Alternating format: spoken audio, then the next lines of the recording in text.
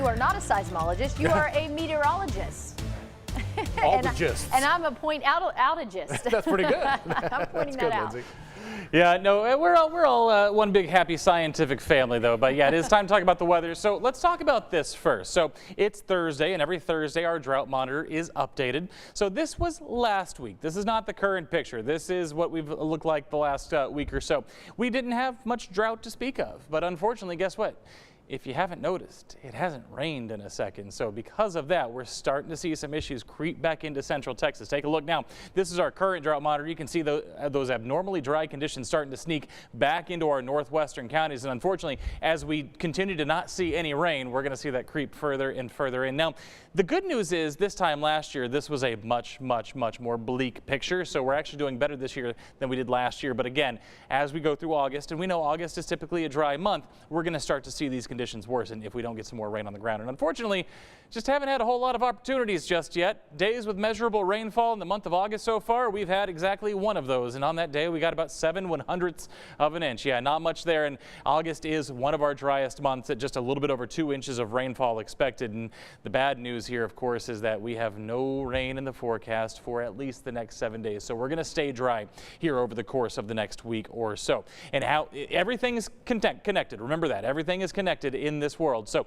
as our vegetation starts to dry out, as that drought starts to creep back in, we're going to start to see that fire danger creep back up because dry vegetation makes a really nice fuel for those fires. Take a look here. We're all into that kind of that moderate forecast for fire danger for tomorrow. So keep that in mind. And it's going to stay in that moderate range for the next couple of days. The good news is we have a little bit of humidity, not a lot. If we see that start to drop below 20% or so over the next several days, that's when we really have those problems start to settle in. But we're not really looking at that just yet.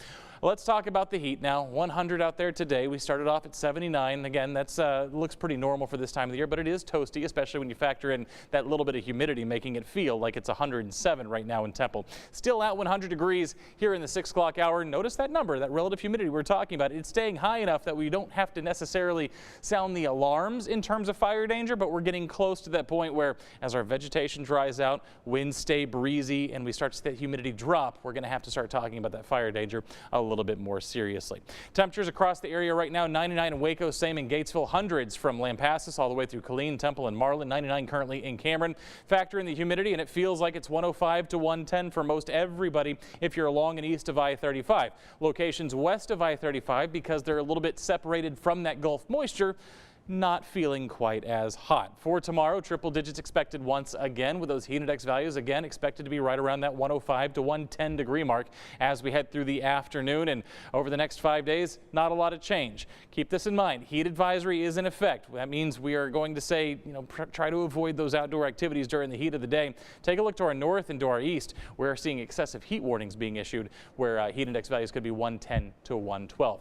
Next 7 days, unfortunately, don't bring us much change. I can tell you this, though. Monday and Tuesday will be the hottest days of the forecast period.